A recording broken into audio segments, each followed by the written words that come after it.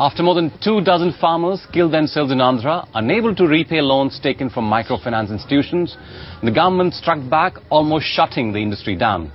That was 4 months ago. Before the crackdown, Andhra accounted for 1/3 of the MFI industry.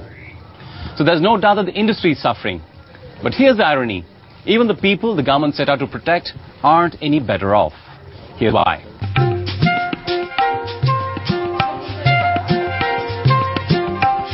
A year ago, Siddipet village in Medak district in Andhra Pradesh was bustling with energy. That's because funds were available easily to the poorest sections of society and consumption was at its peak. Soon the inevitable happened. Borrowers realized they were saddled with high interest rates, multiple loans and were living under the fear of recovery agents. The story was similar in most villages around the state. And in October, the government stepped in to protect its poor voter base with an ordinance on money lending.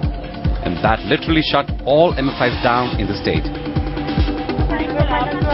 MFIs are not giving fresh loans, but are coming to collect our old dues. If the government wants us to develop, we request them not to distance the MFIs from us. We will be regular and repay them on time. Andhra Pradesh accounts for nearly 30% of all MFI loans and 21% of all customers. In 2009, the average loan size to a poor household in the state was 62,500 rupees and MFIs had lent over 15,000 crore rupees to more than 23 million borrowers across the state.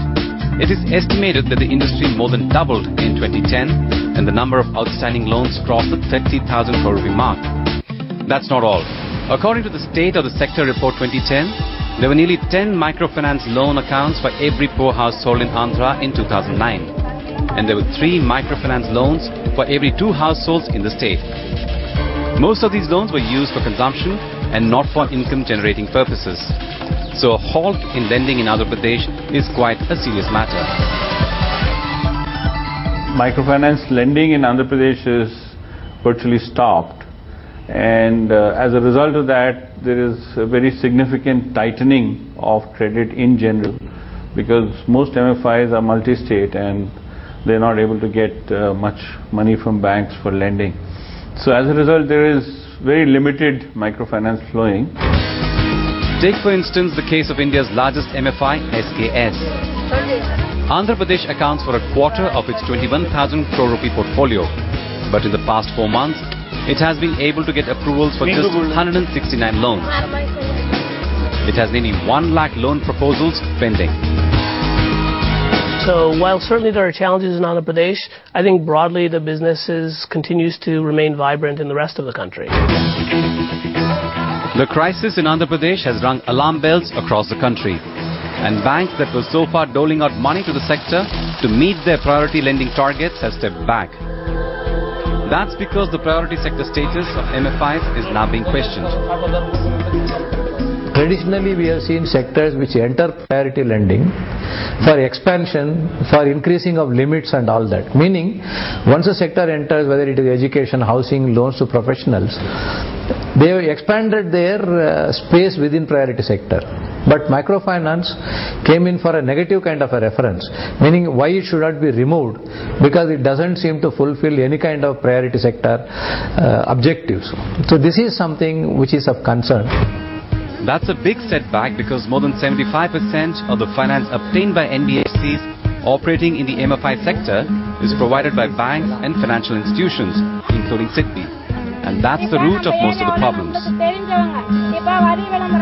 For some time there was not a very clear regulatory framework. NBFCs were governed by RBI, were regulated by RBI. However, our asset side was not really regulated so much as our liability side. So our liability is very well regulated by the RBI. Our asset sides were not as well regulated, and there is a little bit of a vacuum there. And then the Andhra Pradesh government has come out with an act which is more in line, more trying to regulate the asset side of the operations. As on March 31st, 2010, SIDBI and banks had lent nearly 14,000 crore rupees to NBFCs. In addition, banks were holding securitized paper issued by NBFCs for an amount of 4,200 crore rupees. And NBFCs account for nearly 85% of all microfinance loans. With banks tightening their purse strings, MFIs have had little choice but to slow down lending in other parts of the country as well. Last 4 months, there is no disbursement from the bank side. So that is even very tough when that time is passing. Industry experts say that since Andhra Pradesh invoked the new act, bank lending to MFIs has fallen by 20 to 30% across the country. That's bad news because if MFIs can't borrow, they can't lend. Well, I think we are almost down to just 20% if you compare it to last year's disbursements. And normally this last quarter there would be very good loan uptake. So all our borrowers are waiting, and in fact we have even scaled down the size of the loan, which is very much rejected by our borrowers. The silver lining is that this situation may not last too long. That's because India is working at regulating its MFI sector. A committee under the chairmanship of Y.H. Malegan has recently submitted a report on setting the rules of the game, beginning with making RBI the regulator for this industry.